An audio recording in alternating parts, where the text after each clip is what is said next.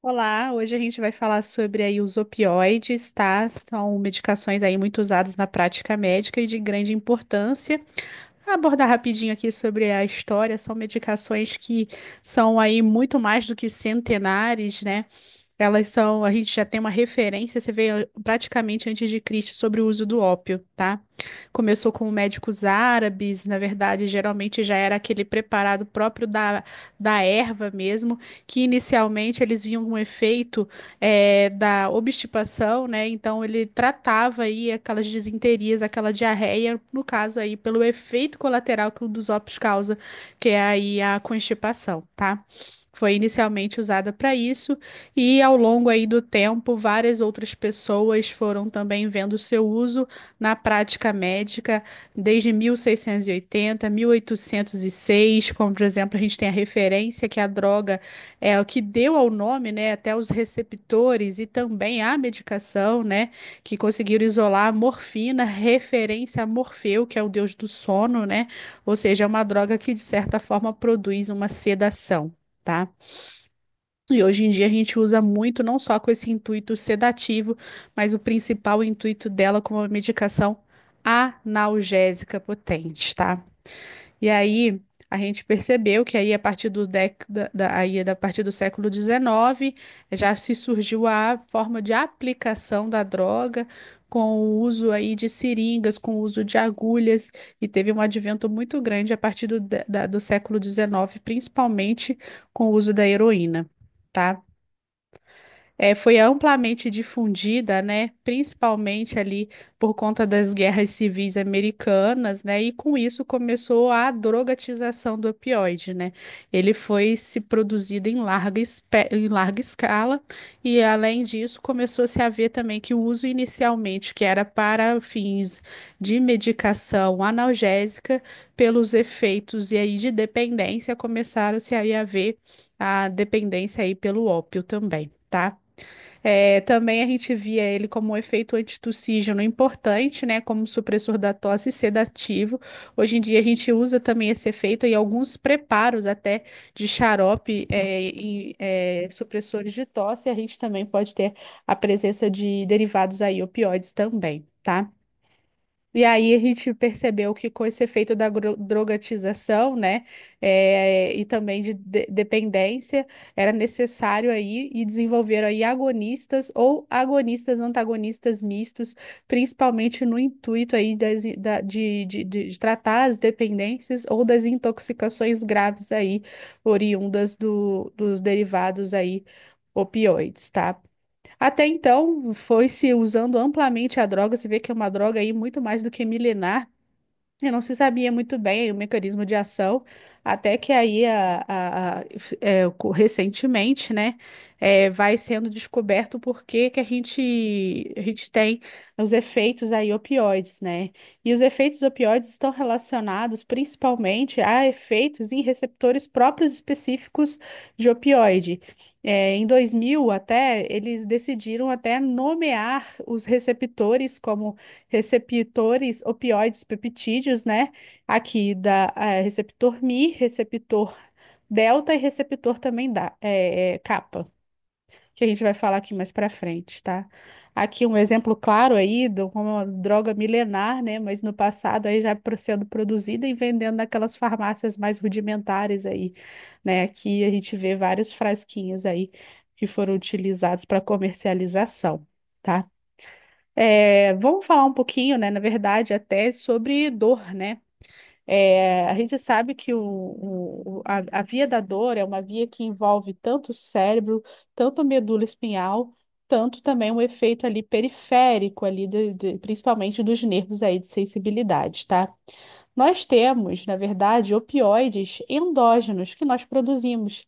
E é através desses opioides endógenos que funcionam nos receptores opioides, a dor, de certa forma, é suprimida. Entre esses receptores, entre esses opioides endógenos produzidos por nós mesmos, eu vou destacar as endorfinas, as encefalinas e as dinorfinas, tá? Quem nunca ouviu falar, né, que a prática de exercício físico diário, né, ou fazer algo prazeroso, e vai liberando, de certa forma, endorfinas. Isso faz com que a pessoa sinta até menos dor, tá? E aí a gente tem os opioides exógenos, que tem o mesmo praticamente a molécula um pouco parecida com esses opioides endógenos e que vão também favorecer um mecanismo de ação como um agonista também, aí opioide, tá? Desses opioides exógenos, aí a gente vai destacar medicações que vão usar com a fim terapêutico, mas a gente também tem já drogas ilícitas, né? E a gente destaca aí a heroína, tá? E aí a gente tem a morfina como um exemplo claro aí de uma medicação com intuito terapêutico, a heroína como exemplo claro de uma droga aí vendida ilicitamente, tá? E o que a gente sabe, né, que no caso aí dos opioides, principalmente exógenos, né, que seu uso prolongado, né? A gente está falando aqui de medicações também que são de uso controlado, com certeza elas são tarja preta, não vão ser vendidas de certa forma liberadamente, não é só simplesmente o paciente ir na farmácia e pedir, então depende de uma prescrição médica, né, para isso, tá? E o uso pode levar aos efeitos significativos de dependência, tolerância, overdose e podendo levar aí a óbito, principalmente por também supressão da função respiratória. E aí o sistema opioide, que é um sistema próprio, né, na verdade, um sistema endógeno nosso aí, em que vai, na verdade, produzir principalmente o mecanismo aí de supressão de dor, tá? A gente tem uma rede aí bem complexa e de vários tipos de receptores opioides, né? E a gente tem receptores, vários tipos, o receptor Mi, receptor kappa, receptor delta, receptor sigma, vários receptores. Mas que eu destaco aqui é que eles são de gama importância, né? O receptor Mi, principalmente, tá? O receptor Mi é o que vai principalmente a usar as drogas com cunho terapêutico, medicamentoso, tá? Receptor Mi, ele vai promover efeito analgésico potente. E na escala da dor, quando a paciente tem uma dor muito cruciante e que não vai melhorar com analgésico comum ou com anti-inflamatório não esteroidais, que são recomendados já para uma dor moderada, a gente vai fazer uso aí de um opioide potente, tá? Então, eles vão promover efeito analgésico potente, mas também tem efeito colateral quando você ativa o receptor Mi.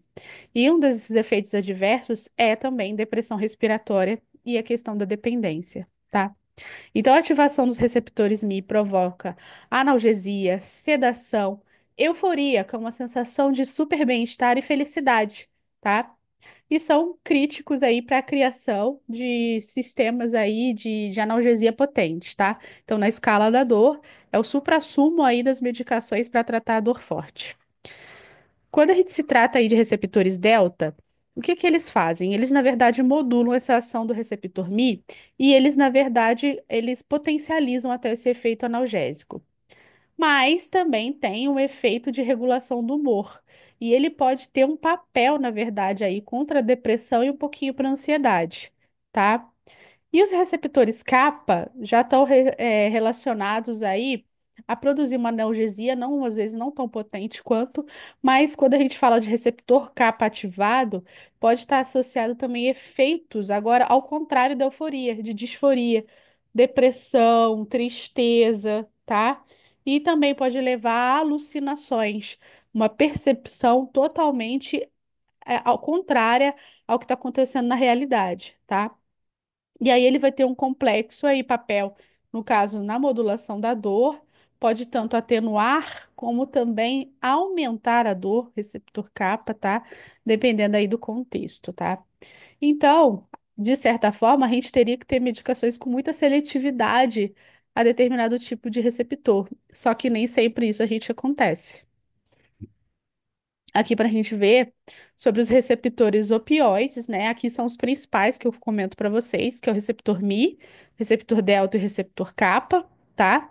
E aqui para a gente ver, por exemplo, o principal receptor de expressão médica, né, que é o Mi, que a gente quer para analgesia potente, ele tá tanto aqui no encéfalo quanto na medula espinhal, como também ele tem os efeitos tanto periféricos e também muito receptor MIR no trato gastrointestinal. Lembrando, né, que antigamente o primeiro efeito que eles viram, né, era o efeito antidiarreico, né, que foi inicialmente até usado para isso. E aqui eu destaco até outros tipos de receptores para vocês, por exemplo, ó, o receptor epsilon, associado à sedação, receptor sigma, que está relacionado à mudança de humor, alucinação também, e também ação antitussígena. E aí, a gente vê aqui sobre a seletividade em cada tipo de receptor, Mi, delta e kappa, e a sua relação, na verdade, com alguns efeitos clínicos, tá? Por exemplo, o efeito de analgesia, olha só como o receptor Mi ele é importante. Por isso que para expressão clínica, clínica, para uso, né, a gente quer muito esse efeito Mi, que a gente gosta de usar opioide justamente para suprimir dor.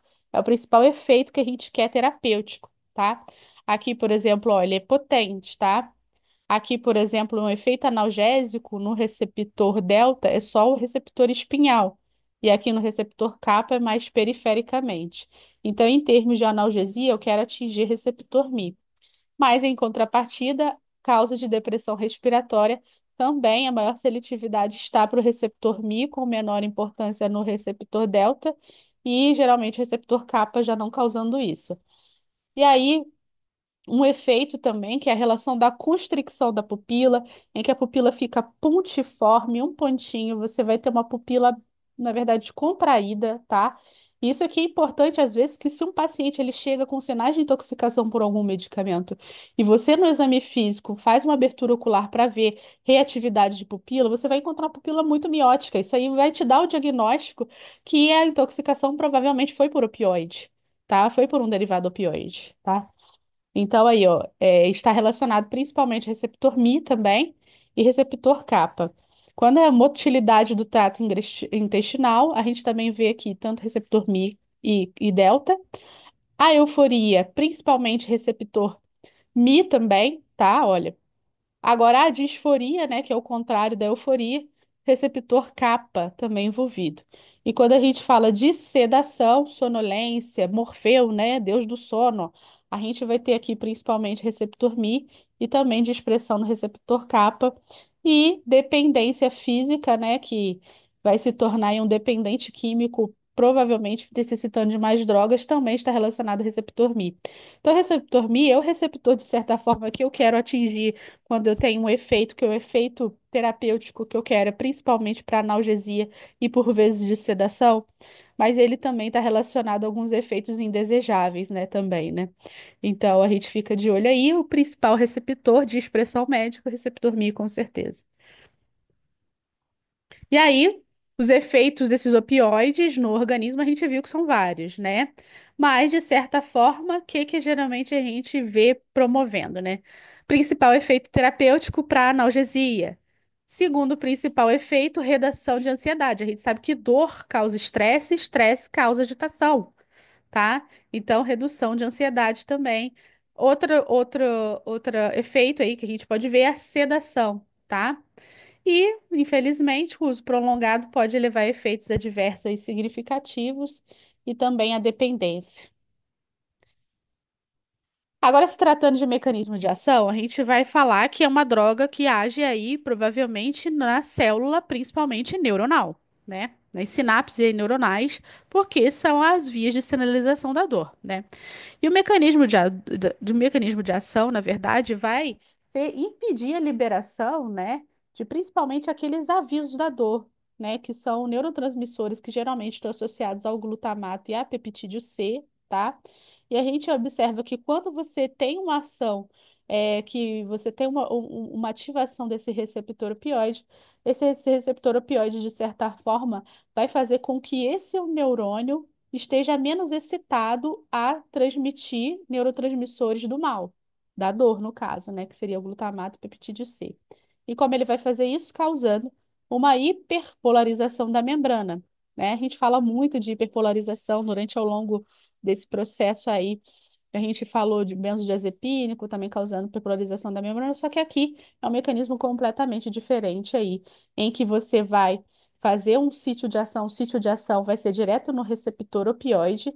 Esse receptor opioide, ele é acoplado à proteína G, que reduzem o adenilato ciclase e que vai fazer reduzir o conteúdo intracelular de AMP cíclico. Com isso, vai promover a abertura de canal de potássio.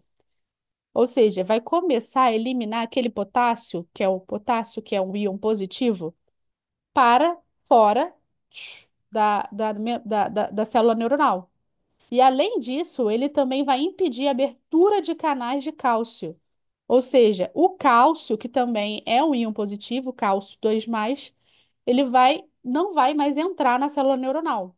Se cálcio, que é um íon positivo, não está entrando na célula neuronal, e se o potássio, que é um íon positivo, ele está saindo da célula neuronal, isso consequentemente altera o gradiente de membrana, se torna um potencial neuronal mais negativo internamente.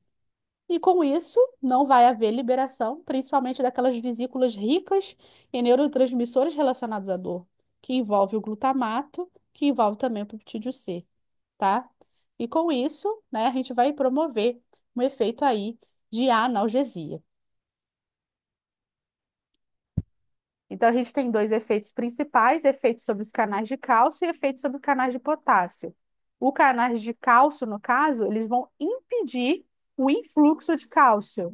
E o canais de potássio vai fazer com que eles abram esses canais e haja o efluxo de potássio, tá? E com isso, vai haver o quê?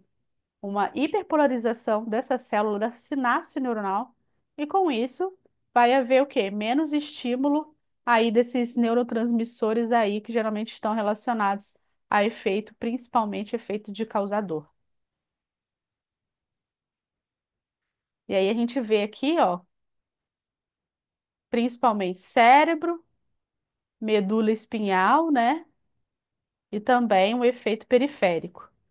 De certa forma, os opioides eles agem em duas vias, né? Tanto a ação central quanto a ação periférica. Tá? Então, tem ação no sistema nervoso central, tá? Cérebro e medula espinhal, vai modular a resposta aí à dor, tá bom? Vai diminuir a sensação de dor. E tem uma ação periférica importante também, ó, como a gente pode ver aqui, né? Que no sistema nervoso periférico vai reduzir também neurotransmissores pró-inflamatórios. Então, de certa forma, vai diminuir também a inflamação ali local, tá? E aqui novamente a gente vê, ó, uma sinapse neuronal.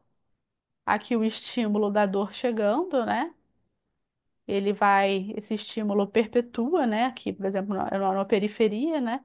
E a gente quer impedir isso, né? A gente impede como? Receptores aí, ó, de morfina, ó. Receptores de morfina causando aqui nesse momento, ó, uma inibição do cálcio. Quando você inibe o cálcio, supostamente, né, a célula neuronal fica mais negativa e essa vesícula aqui, cheia de glutamato e neuropeptídeo, peptídeo C, não seria liberada. E por isso o estímulo de dor não chegaria lá a um próximo neurônio, e com isso não chegaria essa resposta aí cerebral. Quanto à classificação, né, a gente tem classificação dele desde as origens, por conta de serem opioides naturais, que foram extraídos realmente ali do próprio ópio, e a gente tem, por exemplo, a morfina e a codeína, a gente já tem opioides semissintéticos, né, um exemplo é, por exemplo, a heroína, por exemplo, é um exemplo clássico aí, tá?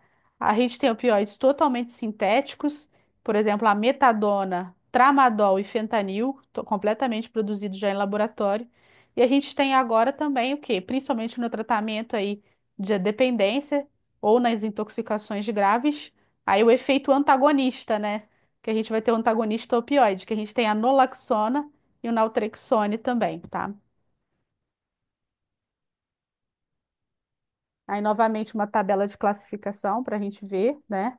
E a gente observa aqui uma coisa a mais. Existem alguns tipos de drogas que elas podem funcionar como agonistas em determinado receptor, seja Mi, seja kappa, seja delta, mas como antagonista em determinado receptor, seja Mi, seja kappa, ou seja delta, tá? Aqui é a estrutura química que a gente vê, os anéis aí aromáticos da morfina, codeína, tá? E os derivados aí delas. E para a gente perceber, né, que na Lexona também, né, o antagonista que tem uma estrutura química muito semelhante, tá? Aqui a gente vê, né, os efeitos sobre receptores, né, sobre determinado tipo aí de fármaco, por exemplo, ó, cada um sobre a sua seletividade em cada receptor. A maioria deles, como sempre, né, com grande expressão ao receptor μ, né, que a maioria da expressão clínica que a gente quer, né, também vai estar no receptor μ. Só que, infelizmente, o receptor μ também está relacionado a efeitos indesejáveis. Como opioides naturais, vamos novamente discriminar, né? Morfina, amplamente usada até hoje, né? Para alívio da dor moderada a severa, a gente vê principalmente nos pacientes oncológicos, né? Ou pacientes com dores neuropáticas, importantes o uso aí de morfina, tá? Muitos pacientes, inclusive, com dor intratável, acabam ficando com a morfina até em bomba infusora, com liberação programada pelo próprio paciente. E hoje em dia a gente também tem muito uso da codeína. E a codeína a gente usa ela principalmente na dor aí mais moderada, mas às vezes como um analgésico incapaz de suprimir a tosse. A gente, por exemplo, gosta muito de usar em pós-operatório de cirurgia cardíaca, em que você melhora a dor do pós-operatório do paciente e reduz também a tosse, né, oriunda que muitas vezes no pós-operatório, em que você manipula muito ali a caixa torácica e toda a via respiratória e pulmão do paciente, ele geralmente pós-operatório eles sentem muita tosse e a tosse gera muita dor, então a codeína é muito utilizada aí também. Como sempre sintéticos, né? A gente destaca aqui uma droga que hoje é usada, na verdade, como uma droga ilícita, né? A heroína, né? Tem alto poder de causar dependência, né? Então, mas lembrando que é um opioide, e se o paciente tiver intoxicação, ele vai chegar com o quê? Com uma miose importante, tá?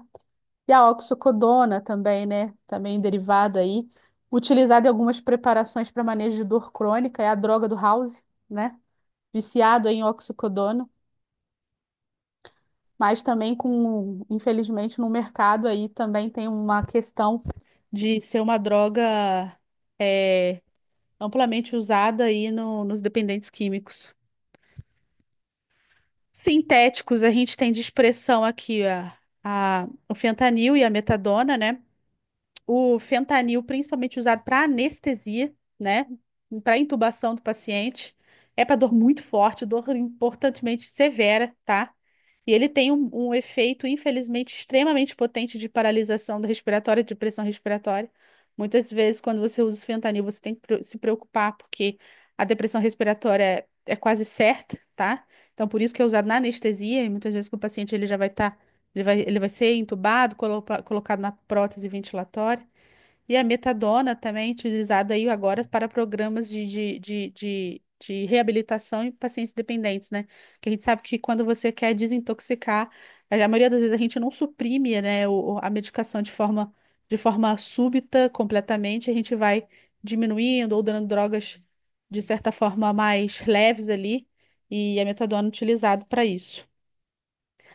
Uma droga aí como efeito, né, agonista e antagonista, como eu falei, a gente tem a nalbuphina e a buprenorfina, né?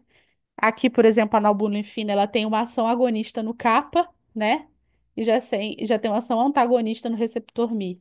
Já a buprenorfina tem uma ação diferente, em que ela atua como agonista parcial e antagonista no receptor kappa. E aí, agora, como um antagonista purinho, purinho, que a gente usa muito aí no caso aí das overdoses, das intoxicações, ou mesmo num pós-operatório em que o anestesista ele quer reverter lá a medicação que ele usou, né? A gente vai ter aí a naloxona, tá? Utilizada para isso, tá? E o naltrexone, tá? Também utilizada, tá? A naltrexona é principalmente usada naqueles programas de reabilitação para impedir recaída também do paciente com opioide.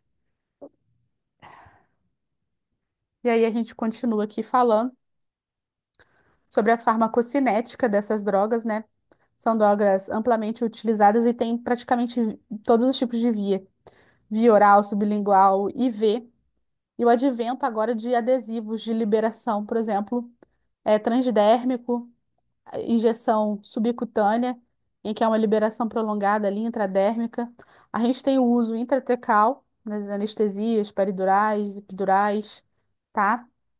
A absorção oral às vezes é variável, depende aí também do metabolismo intestinal, tá? A morfina tem uma absorção muito lenta e a codeína já tem uma absorção oral muito boa. Então, a gente tem muitos comprimidos de codeína. A gente usa muito na prática médica, tá? Todos eles vão sofrer aí uma metabolização, principalmente primeira passagem, dependendo aí de uma da função hepática. Metabolismo dele, geralmente meia-vida de 3 a 6 horas, né? Então, algumas medicações, geralmente morfina, por exemplo, você tem que, quando você quer um efeito analgésico potente, você vai fazer ela de forma intermitente, você tem que aplicar ela ali de 4 em 4 horas, porque essa meia-vida dela já vai cair, tá? A metabolização vai ser relacionada aí principalmente ao fígado e o metabólito final, o glucuronídeo, e muitas vezes esse metabólito, ele é mais ativo do que a droga inicial oriunda, né? Tá? E na forma de eliminação, vai depender de uma excreção renal, de uma excreção também biliar, e algumas vezes até de parte aí dentro do intestino podendo ser reabsorvidas, né? Quanto ao uso em bebês, principalmente neonatos recém-nascidos, eles têm uma imaturidade aí do sistema hepatobiliar, então tem uma dificuldade de conjugação dessa morfina, então a gente evita aí os derivados opioides nos neonatos. E se algum dia precisar usar, geralmente o derivado mais utilizado de opioide é a pepidina. E a gente destaca aí, porque por conta dessa meia-vida, né? Muitos pacientes eles dependem, é uma dor intratável, né? De utilizar até a droga em infusão contínua, né? E aí eles podem ficar com bomba, principalmente morfina, ou por vezes até bomba aí de fentanilo. Aqui para a gente ver, né? Por exemplo, quando você tem a morfina, que é o protótipo aí dos opioides, para suas metabolizações e eliminações, ela vai ser metabolizada a glucuronídeo, mas a gente observa aqui que ele é mais potente ainda do que a morfina causando efeito, né? Até sua eliminação, né? Ou seja, o próprio metabólito tem ação farmacológica. E os efeitos farmacológicos estão em sistema nervoso central, desde induzir sedação na anestesia, desde induzir analgesia, que é o principal. Efeito gastrointestinal, a gente tem um efeito principalmente aí antitussígeno, né? Não só antitussígeno, mas como inibidor do peritaltismo, né? Então vai melhorar, por exemplo, diarreia. E fora aí os outros ações que pode ter. Vamos destrinchar aí, por exemplo, como efeito de analgesia. Pode ser usado para dor aguda, de forte intensidade, paciente com dores crônicas, tá? Pode ser usado para dor neuropática, mas geralmente você tem uma atividade menor. Geralmente você usa até para dor neuropática, realmente a gente gosta de usar gabapentina, né? Que são outras formas aí de mecanismo de ação de dor, diminui o limiar de dor, tá?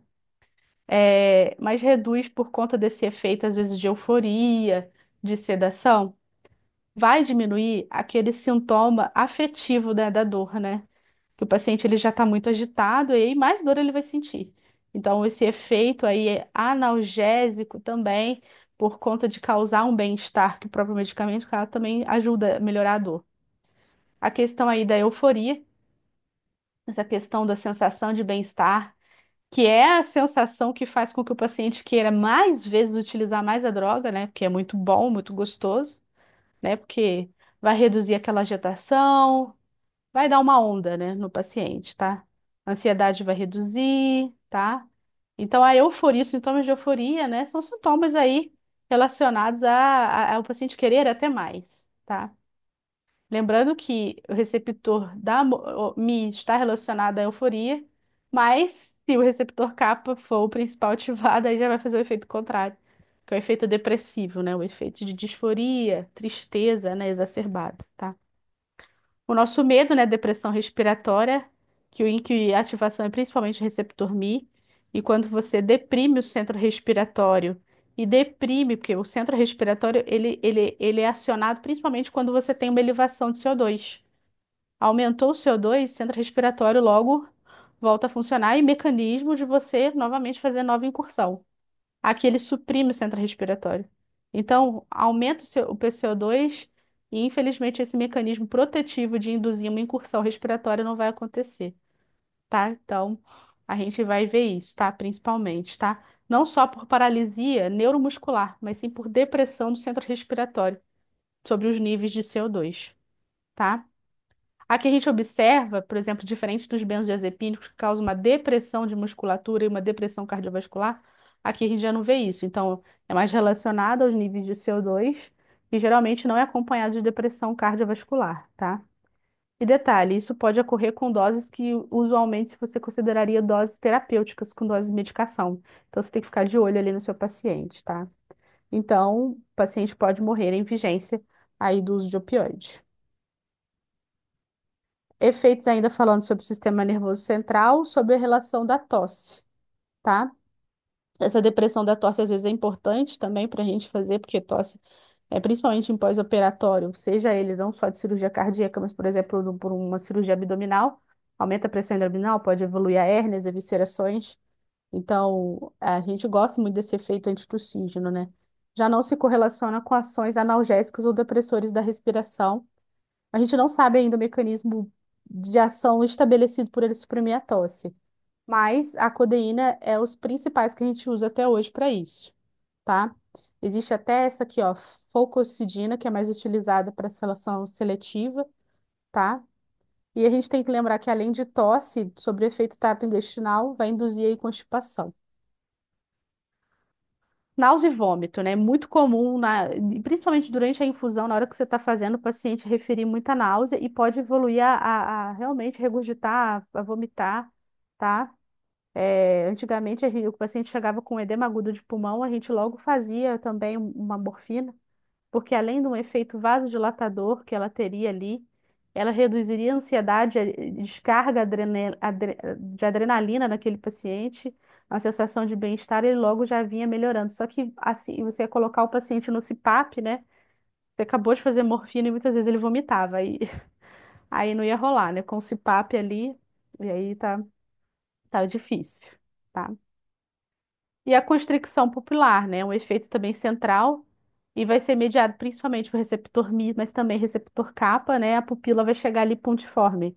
E muitas vezes o paciente ele chega ali comatoso no hospital. O que está acontecendo? Qual foi a droga? Você abriu o olho do paciente, viu que está miótica, provavelmente foi algum derivado opioide. O efeito direto aí do trato gastrointestinal, a gente vai lembrar desse efeito até que foi usado no princípio, né, como era um efeito antidiarrético.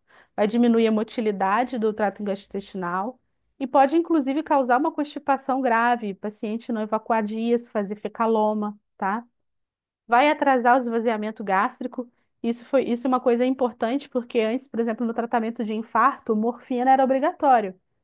Só que quando você via que você usava morfina, as drogas que você tinha que usar, que eram os antiagregantes, como por exemplo aspirina, clopidogrel para o tratamento de infarto, eles não eram absorvidos, não saía nem do estômago, o que era importante para o tratamento desse paciente. Então, hoje em dia, a morfina ela é deixada para você avaliar como droga de última escolha, depois que você faz nitrato, beta-bloqueador, para tentar melhorar a dor anginosa, né? Morfina ficou aí, talvez se usar, mas não é regra mais agora sempre usar. Antigamente tinha essa regra de sempre usar ali, mas não é mais assim, não, tá?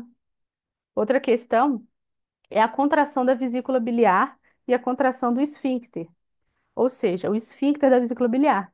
Apesar, por exemplo, de uma dor de cólica biliar, ser uma dor insuportável, você pioraria a dor da cólica biliar se você aplicasse um analgésico aí, opioide. Porque, na verdade, o esfíncter ali da vesícula biliar, ele se fecharia mais, tá? Então você poderia piorar, tá? Então, no caso de uma dor via biliar, a gente não vai usar qualquer morfina, tá? Geralmente você usa peptina, meperidina, né? São outras medicações que causaria menos, né, a possibilidade de contração ali do esfíncter da vesícula biliar, tá? E conforme isso, então você pode ter aumento da amilase e lipase, porque não só do esfíncter biliar, pode também ter um esfíncter da ampola pancreática, tá? Então, para dores ali de pancreatite, dor de vesícula biliar, apesar de serem fortes, opioide não é droga de escolha, tá? A gente tem que ter cuidado. E se for usar, seria um opioide que causaria muito menos, que seria mepedina, uma pepidina, outra coisa, tá? Mas morfina, evite, tá? Outras ações, né? Tem uma ação de liberação de histamina por mastócitos. Então, na infusão, depois que você faz, pode gerar uma reação alérgica, principalmente aí urticária e prurido, tá? Pode gerar aí um broncoespasmo por broncoconstricção também, tá? A peptina é o que menos causa e pode gerar até uma redução da pressão arterial importante e hipotensão, né? Antigamente a gente usava morfina direto para edema agudo, né? Porque já, e principalmente hipertensivo, que já ajudaria a controlar a pressão no início, tá? Ação bulbar com altas doses, né? Então a gente tem que lembrar aí da depressão respiratória, diminui o limiar de CO2 do centro respiratório, leva à hipotensão e pode levar à bradicardia como efeito, tá? Os espasmos, não só do esfíncter da vesícula biliar, você pode ter o espasmo do ureter, da bexiga e do útero, tá? Então a gente tem que ter um certo cuidado ali mantido. E na hora que a gente fala de útero, né, hoje em dia a gente vê muito, né, na epidural, o uso de morfina, né? Mas a gente só pode, por exemplo, usar já no período expulsivo da mulher, em que o bebê já está quase saindo. Se você usar a morfina antes disso, você vai, de certa forma, impedir a contração certinha, né? As contrações do parto. Você induz o espasmo mantido e não há contração, na verdade, ali que seja capaz de expulsar ali o feto, né? Induzir um bom parto, né? Então, hoje em dia, por mais que a gente fale de parto humanizado e analgesia no parto, principalmente no parto via vaginal, a gente tem que lembrar que para ser usada essa medicação, tem que usar com o cunho apenas no período expulsivo e detalhe. O opioide passa pela barreira placentária e o feto ele pode nascer com sintomas de intoxicação pelo opioide. Então aí é uma questão aí a considerar, tá? E também pode causar um efeito aí de imunossupressão, tá? A gente deixa aqui listado para vocês, né? Todos esses efeitos que a gente acabou de falar. E aí agora entra aí na questão de tolerância, né? Questão de tolerância e dependência química, né? A gente sabe que cada vez mais, conforme você vai usar, principalmente relacionado àquela sensação de euforia, o paciente vai querendo cada vez mais aí medicação. E a gente sabe que o paciente já pode se tornar viciado com em torno de 12 a 24 horas com a medicação, tá? E aí, isso se estende praticamente para todos os efeitos. Para ele, para analgesia, para EMS, euforia, depressão respiratória, tá? Mas tende-se a dizer que essa tolerância é menor com a constipação e a constricção pupilar, tá? Então, a constricção pupilar é usada muito para a gente identificar o paciente que está com intoxicação, tá? O paciente que é viciado mesmo, que ele tem uma tolerância muito grande, né? Você vê que uma dose já poderia causar uma depressão respiratória, por exemplo. Mas esses pacientes viciados, a gente vê que podem tomar até 50 vezes uma dose comum da analgésica e que não vai causar nenhum problema de depressão respiratória. Mas essa relação não tem nada a ver com a constipação e a constricção pupilar. Por isso que a constricção pupilar continua sendo, né? Ele vai manter e seria aí uma possibilidade do diagnóstico a ser feito, do tipo de intoxicação, tá? A síndrome de dependência aí dos opioides, geralmente o paciente ele vai evoluir com muito bocejo, dilatação pupilar agora, que faz o contrário, ele está totalmente aí dependente, pode ter febre, sudorese, piloereção, ficar todo arrupiado, né, que a gente diz, né? Náusea, diarreia, insônia, e pode surgir logo alguns dias depois de uma dose, né? E esses sintomas eles podem durar aí por volta de 10 a 36 horas desde a última dose. E esse pico, geralmente, em 2 dias, eles melhoram depois, após 5 dias, tá? Aí lembrar do House, né? Com a oxicodona dele.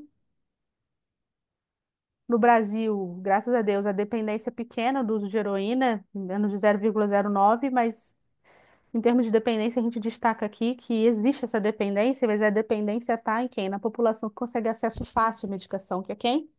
Quem tem o poder de prescrição, né? Então, estimula aí que principalmente a taxa de dependentes é entre os médicos, tá? Então, a gente tem que ter um cuidado, tá? É quem lida, porque todo pronto-socorro e todo centro cirúrgico a gente tem essas medicações, tá? E a gente tem um poder de prescrição, né? Então, tem que ter o uso, tem que ter a cabeça no lugar, tá? São medicações que uma dose só já pode causar aí dependência. E aqui um relato, né, de uma pessoa usuária, né? O que que a pessoa sente, né? Ai, provoca uma sensação muito agradável no estômago, uma sensação de leveza, né? Como se você não tivesse com o pé no chão, uma euforia, um pouco de sonolência, tá? Ou seja, causa uma grande dependência, a pessoa não consegue deixar de usar, perde a compostura e não importa onde ela esteja, ou seja, ela vai fazer de tudo para conseguir a medicação de novo, tá? A meperidina é o principal ativo de múltiplas drogas aí, tá? E hoje em dia a gente tem dolantina, dolossal, todo pronto-socorro tem, todo centro cirúrgico tem, tá? Então, cuidado aí com a droga, porque a gente usa na prática médica, mas para casos selecionados, né, gente? Dor forte, né? Para anestesia, né? Não é para usar assim a torta e a direita, né? Qualquer dorzinha não, qualquer coisinha não, porque tem os seus efeitos indesejáveis aí, né? A gente tem que lembrar da depressão respiratória que pode acontecer até numa dose terapêutica, tá? Aí, ó, percentual de pessoas aí, né, com... E a gente vê a faixa etária, né, das intoxicações, né? Essa faixa etária é mais jovem, né, principalmente.